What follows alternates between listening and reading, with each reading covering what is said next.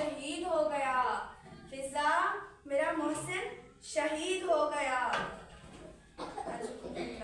तारीख में है बीबी के लिए 7 चादरों का कफन दिया गया। तब अली इतने अमीर थे कि बीबी को 7 चादरों का कफन दिया है। अली ने एक चादर दी।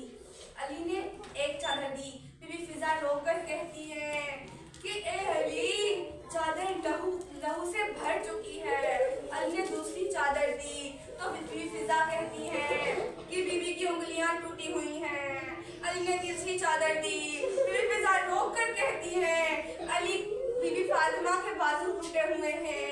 अली ने चौथी चादर दी तो बीबी फिजा कहती है कि फातिमा के बाजू टूटे हुए, फातिमा की पसलियां टूटी हुई हैं। अली 5वीं चादर देते हैं।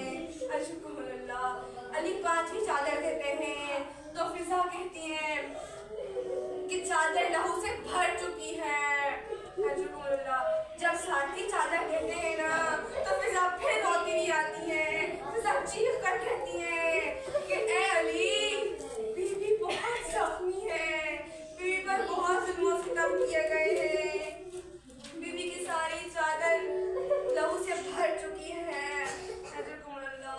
तारीख में है अली ने 40 कब्रें बनाई हैं बीबी फातिमा की। आधी रात गुजर चुकी, अली घर नहीं आए। जनाजा बीबी का घर में पड़ा हुआ था। अली घर नहीं आए। आधी रात तक मौला अली कब्र खोदते रहे। जब मौला अली घर आते हैं ना तो ज़ैनब अपनी अम्मा के जनाजे को छोड़कर अपने बाबा के पास जाती हैं और उनसे पूछती हैं, बाबा क्या एक कब्र बनाने में इतना वक्त लगता है? क्या एक कब्र बनाने में इतना वक्त लगता है? आधी रात गुजर चुकी है और आप इतनी देर क्यों आए हैं?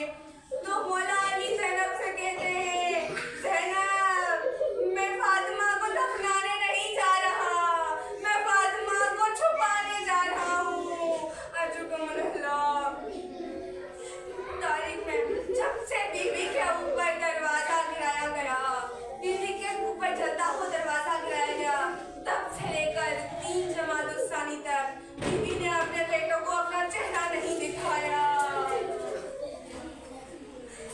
बीबी ने अपने बेटों को चेहरा नहीं दिखाया।